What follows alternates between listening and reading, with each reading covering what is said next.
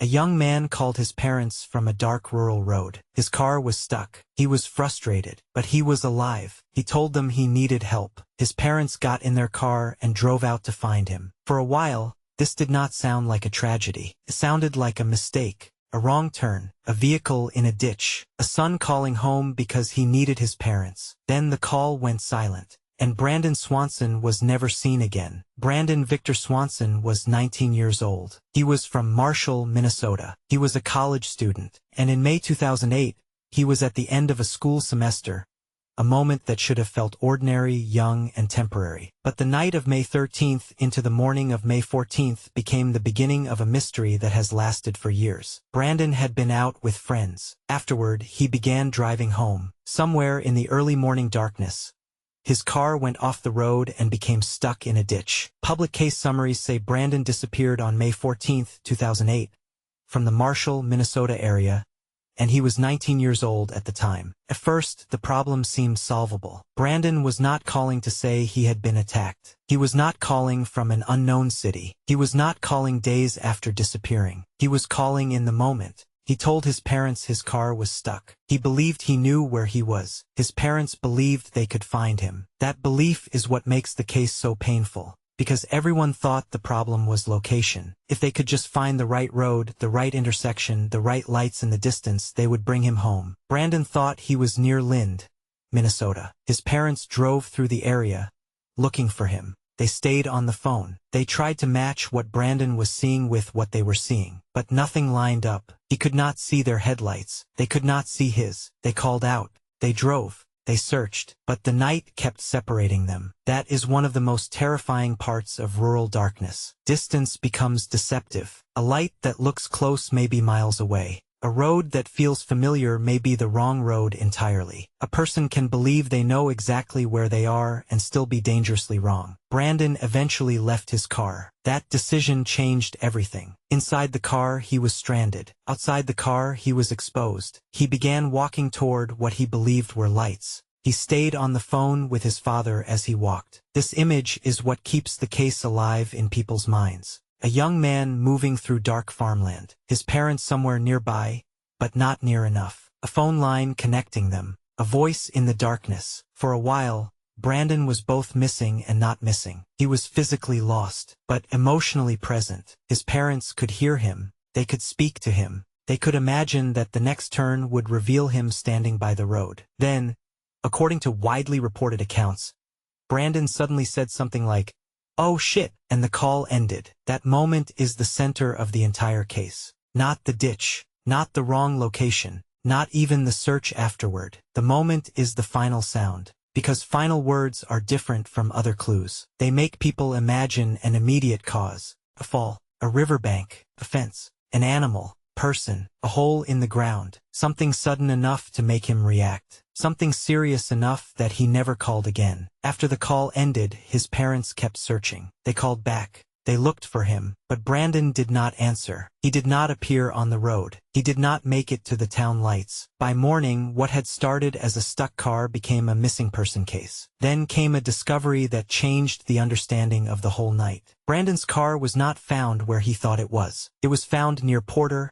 Minnesota, not near Lind. Public summaries of the case describe his car being found near Porter, meaning he was far from the area where he believed he was and where his parents had been searching. That detail is devastating, because it means the search began with a false center. Brandon believed he was somewhere else. His parents believed him. Why wouldn't they? He was their son. He sounded certain enough. But rural roads can confuse even people who live near them, especially at night, especially after a long evening, especially when fields, gravel roads, ditches, and small towns repeat like patterns in the dark. The first major theory is that Brandon fell into water. This is the theory many people return to because of the suddenness of the final moment. If he was walking through unfamiliar rural terrain, he may have come upon a creek, drainage ditch, river, or water-filled channel in the dark. He may not have seen the edge. He may have slipped. He may have fallen. The phone may have been damaged or dropped, and the water may have carried away the evidence. This theory explains the final exclamation. It explains why the call ended abruptly. It explains how a person could disappear in an area that seems open. But it has a problem.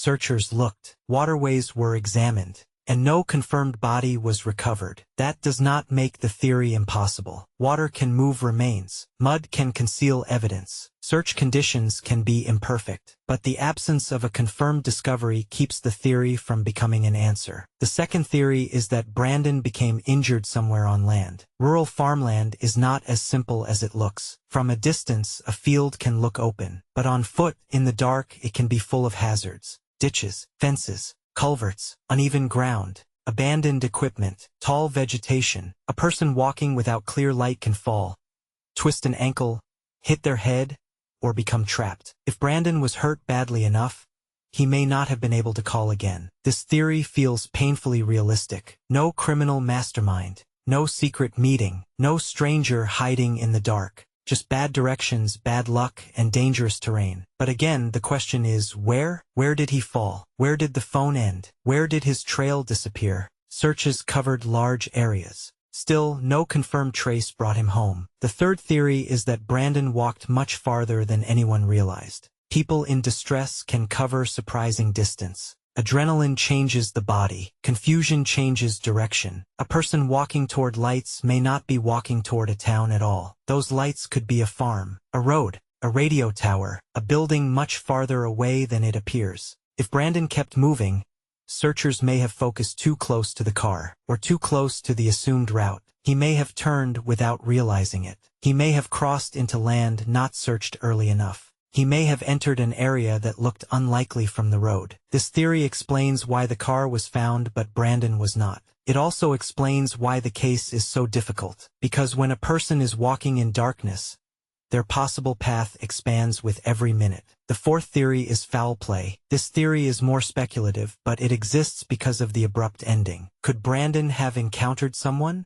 Could a vehicle have stopped nearby? Could he have reacted to a person, not a fall? Could someone have harmed him after the phone went dead? The problem is that this theory has less public evidence behind it. There is no confirmed suspect, no publicly proven vehicle, no confirmed witness placing another person with Brandon at the final moment. But the absence of evidence does not fully remove the fear, because rural roads at night can hide movement. Person can pass through quickly, a vehicle can be forgotten if it looks ordinary, and a young man alone in the dark is vulnerable. Still, the most grounded explanations remain accident, disorientation, and terrain. The fifth theory is not one theory, but a chain. Brandon crashes. He misidentifies his location. His parents search the wrong area. He leaves the car. He walks into dark rural land. He encounters water, a ditch, a fall, or another hazard. Then, before anyone can find him, the landscape takes over. This chain does not require one dramatic villain. It requires several small mistakes to line up perfectly. Wrong road, wrong town, wrong search center, wrong step in the dark. That is what makes it believable, and what makes it devastating, because it means Brandon may have been close enough to speak to his parents,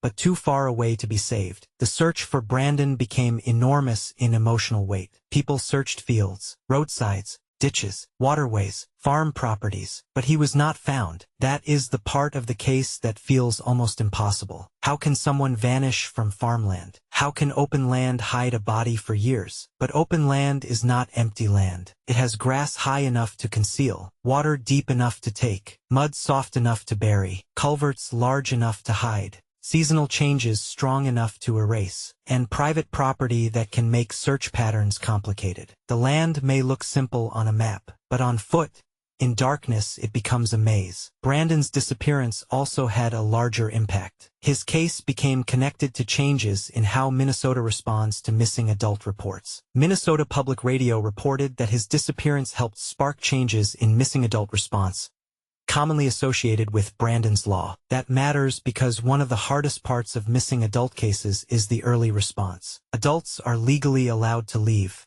They are allowed to not answer their phones. They are allowed to change plans. But sometimes an adult is missing because something is terribly wrong. The first hours can decide everything. In Brandon's case, those hours were full of confusion. Where was the car? Where was Brandon? Was he safe? Was he injured? Was he walking? Was he already gone? That uncertainty is exactly why his case became so important beyond his own family. But for his family, Brandon's law is not the ending. It is a legacy built from absence. The real answer is still missing. Where did he go? What happened after the line cut off? Was his final word the sound of fear, pain, Surprise? frustration, or recognition? That is the cruel thing about final words. They give you sound but not sight. They let you hear the edge of the moment, but they do not show what was on the other side. Brandon's parents were close enough to hear him, but not close enough to reach him. That distance may have been only miles, maybe less, but emotionally it became infinite, because after the call ended, there was no more guidance, no voice, no direction, no answer, only a car in a ditch, a phone call remembered by the people who loved him, and a landscape large enough to keep a secret. There is one image that defines this case. Brandon walking through the dark, phone pressed to his ear, his father's voice on the line, lights somewhere in the distance, the belief that safety is close. Then one sudden reaction, one broken connection, and silence. Most disappearances begin with absence. This one begins with contact. Brandon was there. He was speaking. He was trying to get home. Then he crossed some invisible line between lost and gone. That is why the case remains so haunting, because somewhere in rural Minnesota, there may have been a spot where everything changed. A riverbank, a hole, a fence, a road, a stranger, or simply one step Brandon never saw. And until that place is found, the case remains suspended in the moment before the phone went dead. Brandon Swanson's car was found. His route was debated. His case changed law and response. But Brandon himself remains missing. And the final question is still the same one his parents faced in the dark. Where was he? And what happened after he said his final words?